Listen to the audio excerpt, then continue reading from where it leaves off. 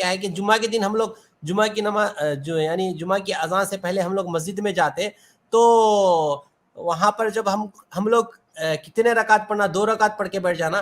ایک ہمارے ساتھی بتا رہے تھے کہ وہ کوئی سلف یعنی سلفی علماء اہل حدیث علماء سے سنے کہ نہیں صرف 2 رکعت ہی پڑھنا, اس سے زیادہ پڑھنے کا حکم نہیں ہے, صرف 2 رکعت پڑھنا ہے, باقی کا قرآن پڑھ سکتے ہیں انتظار میں, جب تک خطبہ اسٹارٹ نہیں ہوتا جب تک قرآن یا کچھ بھی ذکر کرنا ہے, اس سے زیادہ نہیں پڑھنا. لیکن مجھے یہ ایسا دماغ میں ہے کہ میں کہیں پڑھا کہ جتنا استطاعت ہو اتنے زیادہ رکعت پڑھے, 2 رکعت کر کے جتنا بھی ہو سکے اتنا. تو اس پہ تھوڑا وضاحت کر دیجئے شیخ, جزاک اللہ خیر. جی شیخ.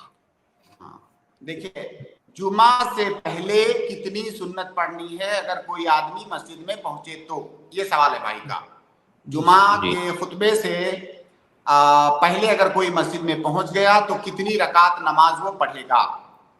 پہلی بات تو آپ یہ سمجھیں کہ جمعہ کی نماز سے پہلے کوئی بھی سنت راتبہ نہیں ہے, یعنی جمعہ کی کوئی سنت نہیں ہے. جمعہ کی نماز سے پہلے, جمعہ کی نماز سے پہلے جمعہ کی کوئی سنت نہیں ہے, یہ پہلی بات.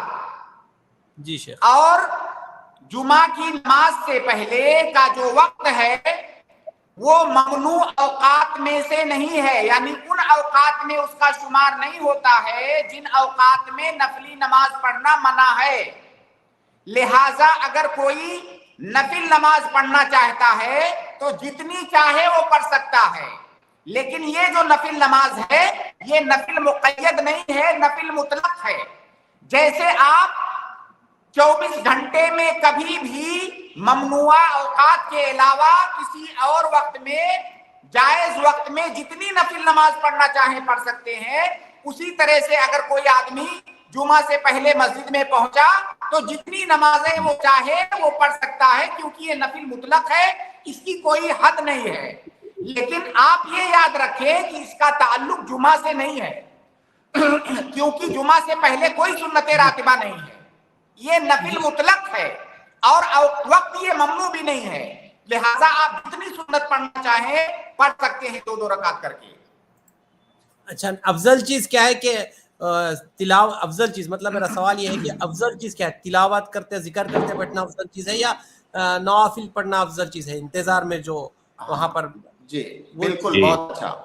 دیکھیے جب کسی وقت میں, یہ آپ ایک اصول یاد رکھیں, کوئی ایسا وقت ہے جس وقت میں کوئی عبادت متعین نہیں ہے شریعت کی طرف سے, شریعت نے یہ نہیں کہا ہے کہ آپ قرآن پڑھو, شریعت نے یہ متعین نہیں کیا ہے کہ آپ نماز پڑھو, شریعت نے یہ متعین نہیں کیا ہے کہ آپ ذکر و اذکار کرو, کوئی عبادت متعین نہیں ہے. اب ایسی صورت میں افضل کیا ہے آپ کے لیے کرنا؟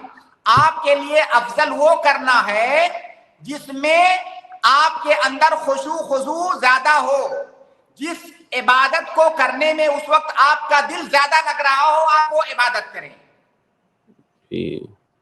چاہے تلاوت قرآن ہو یا ذکر و اذکار ہو یا دعائیں مانگنا ہو یا جو ہے نوافل پڑھنا ہو, جو عبادت جس عبادت میں آپ کے دل کے اندر زیادہ خشوع اور خضوع پیدا ہو وہ عبادت آپ اس وقت کریں.